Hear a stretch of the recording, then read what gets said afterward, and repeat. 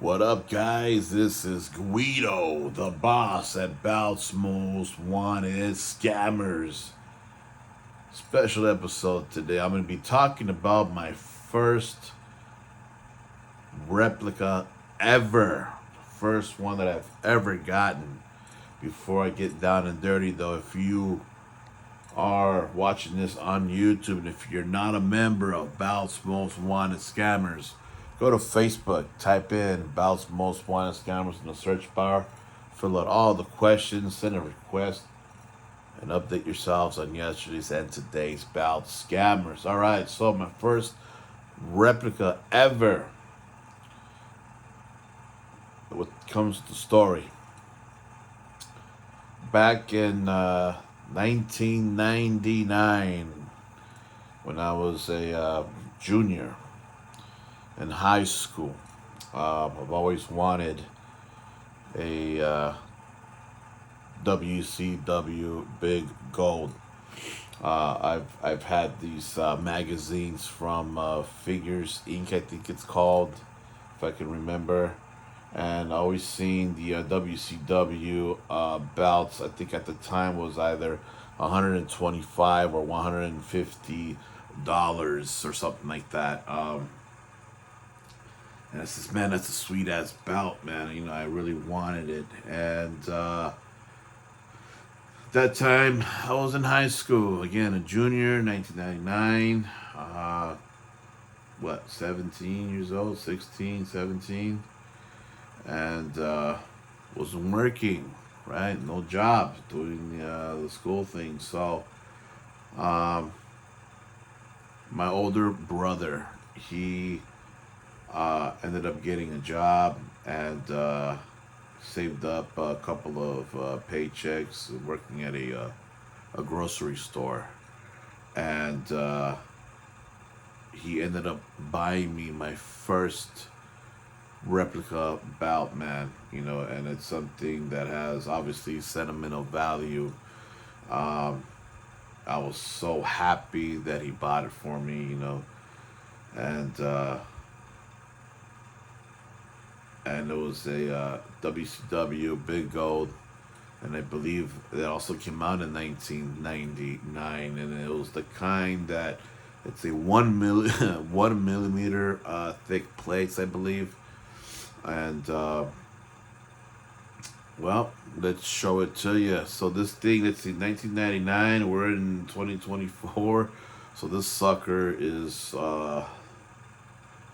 Jesus Christ, man. This thing is over 20 years old for sure, no doubt. It's what, like 25 years old or something like that. So I'm going to go ahead and show you the belt now. And here it is right here in its glory. So this is the 1999 WCW brand, 1 millimeter plates, Big Gold. As you can see, this thing is pretty much beat to hell. We got a missing stone here, a lot of scratches, you know, just some plating issues there. Look at that. Damn, man. Missing stones there. And you know what? And I love this thing more than any other belt that I have. And again, the reason being is obviously this was my first one. And again, it has sentimental value. You can see here, I even got a couple of autographs from, you know, one from Bret Hart, the Nature Boy Ric Flair, and can't go out with the immortal Hulk Hogan. Now, why is this belt beaten to hell? Well, back in 1999, I don't know if you guys can relate, but back then there was a thing that was called backyard wrestling. That's right, backyard wrestling. So I did backyard wrestling, and this was in 1999 as well, and continue on for a couple of years. doing that, and it was a hell of a lot of fun. Uh, I ended up using the Big Gold as our world heavyweight championship, and explains why it looks like it's been through hell and back because of the backyard wrestling. You know, guys tossing it around and whatnot. And I remember I was telling the guys, all right, today I got a belt, so we could use this belt for our world championship. And the guys was like, yeah, they seated all excited. No one else had, a belt like that. And everybody loved this belt. So, but didn't take care of it. So it's all good though.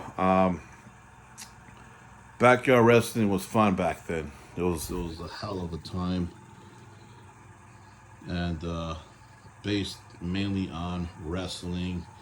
I was the one that did. I was one of the ones that did the deathmatch style type of backyard wrestling. I've always liked that uh, wrestling style. But let's take a look here at the back. You can see this leather didn't hold up as good, but for this bout to be over 20 years old, it's not that bad. Figures, here you go. Here's the Figures toy company logo. There's the number there, and here's the 1999 World Championship Wrestling stamp of approval. And then here's the rest of the belt. So as you can see here, those of you that have this title, you guys know that this sucker actually comes flat. There is no curve to it. However, I was able to make a curve on this one. Again, it's 1 millimeter thick, so you could simply bend this over your knee, and that's what I did. I was able to bend it over my knee to the max, and got this nice curve out of it.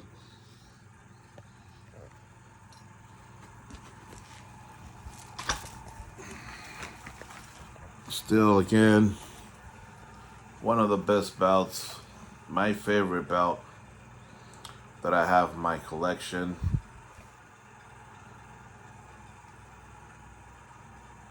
And I will never get rid of this sucker. So what I want to do right now is I want to show you a clip, a small little clip of the backyard wrestling days. And we were such a hit back then that our backyard wrestling based in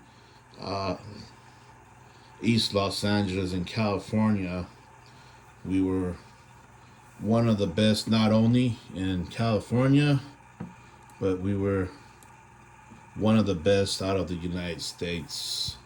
We ranked, I believe, number 7 out of hundreds and hundreds of backyard feds back then out of the United States. And as you can see here, Channel 7, ABC, our backyard wrestling federation was called Aggressive Championship Alliance, ACA. I'm going to show you this clip, and you're going to see me just for a little bit in the background here, and I'll pause it later. Let's play this thing. That was 6 hours into the news conference. I think he's still talking. God loves to be angry up. Thank you, Bill.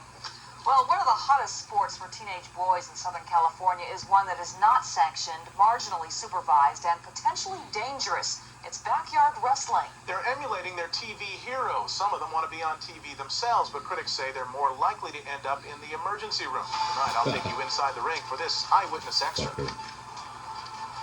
Behind an ordinary-looking house in East Los Angeles, what's going on is anything but ordinary.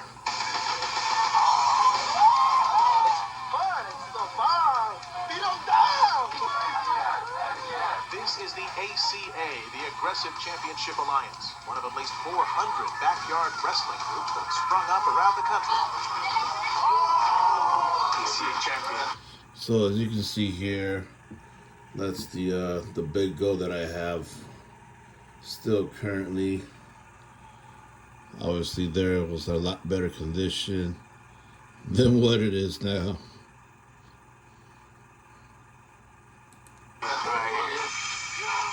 Backyard wrestlers are teenage boys imitating the moves they see on TV wrestling. Now this one right here, as you can see, oops. On TV. That ECW was also mine as well, which my brother ended up buying for me too, shortly after the big gold. And of course, obviously it was used for backyard wrestling and was also beaten to hell. And there is a unique story behind this, but I don't have it anymore. I sold it, but there's a reason why I sold it. But the story for that ECW, from ECW, not WWEF or whatever, has a unique story which I will tell in another video. Funny ass story. TV wrestling shows like the WWF. I've been watching wrestling since I was... So, who's that handsome guy in the background there? Take a guess. Yep, that's me, young Guido. So back then, I would wear the Punisher.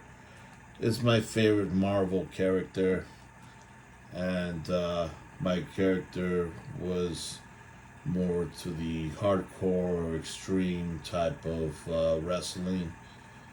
And what I would wear was the Punisher shirt with the white shirt underneath and some cut-up shorts, which was the style of hardcore wrestlers such as, let's say, Raven was one of them that would wear a cut-off shirt or something like that. Really awesome times back then. But yeah. Again, this is like 1999, so still in high school and whatnot. So I've always wanted to do this.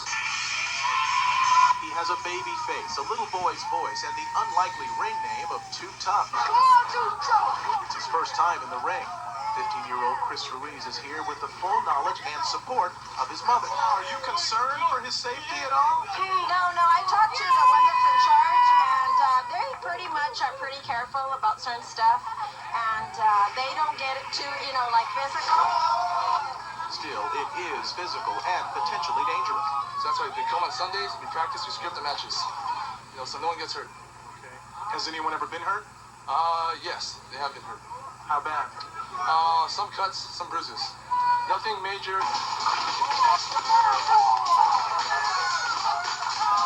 But adult supervision seems conspicuously absent in backyard wrestling, and that worries some people. Just like pro wrestling, the action is staged, but the acrobatic moves are real and require a great deal of skill. Unlike pro wrestling, the participants here have varying levels of skill and training and physical conditioning. The people who do pro wrestling for real say this is an accident waiting to happen. I'll slide my hand up underneath here. This one goes here. Nice. Darren McMillan, or Dynamite D as he's known, is a pro wrestler. He also teaches wrestling at a place called the Asylum in North Hollywood. He says the backyard is no place for wrestling. See, everybody wants to be the superstar on TV. We showed him our video. He didn't like what he saw. Somebody will get injured. It's only a matter of time before a serious injury comes along. And the matches we saw were a step up from so-called extreme backyard wrestling. Step As this up. video shows, extreme wrestlers often don't even have a ring. They throw each other against barbed wire, set each other on fire, and they do get hurt. So why do these young men wrestle in their backyards? So move on to the next level, try to go to indie promotion, try to be one of the top ones. Make a name for ourselves. It's hard to describe. You go out there, you would cheer for you or boo for you, and it's cool. It's like a cool feeling. Well, if you or someone you know wants to learn how to be a pro wrestler, your best bet is to go to a wrestling school. Asylum in North Hollywood is one of several wrestling schools here in the Southland. And if you want to see Darren McMillan in action, head to the Olympic Auditorium. They're having a show on Saturday, May 26th. Best to stay out of the backyard. Well, I didn't go in the ring. I stayed away from it. Mark, thanks. When we come back. Anyway, so thought I'd share that. Good times, good times.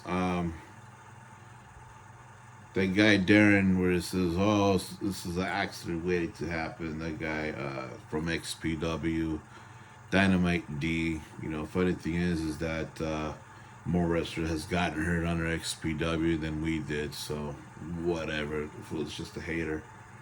But anyways,